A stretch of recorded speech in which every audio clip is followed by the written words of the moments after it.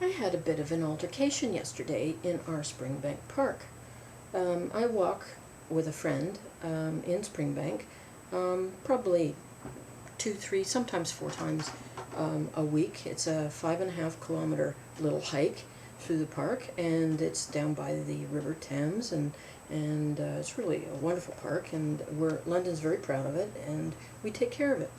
And we were walking along, and I see this man and a dog approaching us from the other way, and as we got closer, the dog sort of pulled over off of the sidewalk onto the grassy part and squatted. And we were about 25 yards away at that point, and we're getting closer all the time, Sherry and I, because the man and the dog stopped. And I said to my friend Sherry, you know, I don't think that man's going to pick up that mess when the dog is finished. And we get closer, and the dog finishes, and the man walks away.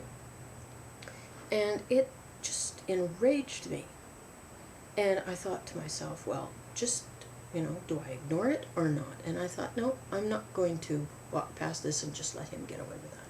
So I said to him, excuse me, but aren't you going to pick up that little gift that your dog left there? And he looks at me and he says, no. And I said, excuse me, but what the hell's the matter with you? I mean, how could you be so irresponsible in such a glorious park? There's a bylaw besides that. It's against the law to leave that. Pick it up. And he says, well, this is just a little one. He did a bigger one earlier, and I picked that up. And I said, that doesn't make any difference. Pick up your dog's shit. And he says, well, he goes off into a huge tirade, violent, dreadful language, and just tears a strip off me for daring to criticize him. My friend Sherry's pulling me away, and the dog's hackles are raised, and he walks away. And I said to myself, God damn it, you're not going to walk away from me that easy. And I never even thought about what could happen, or the dog, or violence. I was just livid. And I followed him, and I grabbed his sleeve to stop him. The dog starts to growl. He turns to me. He's about, I would say, maybe 25, 26, 27, in that range. A little scruffy looking.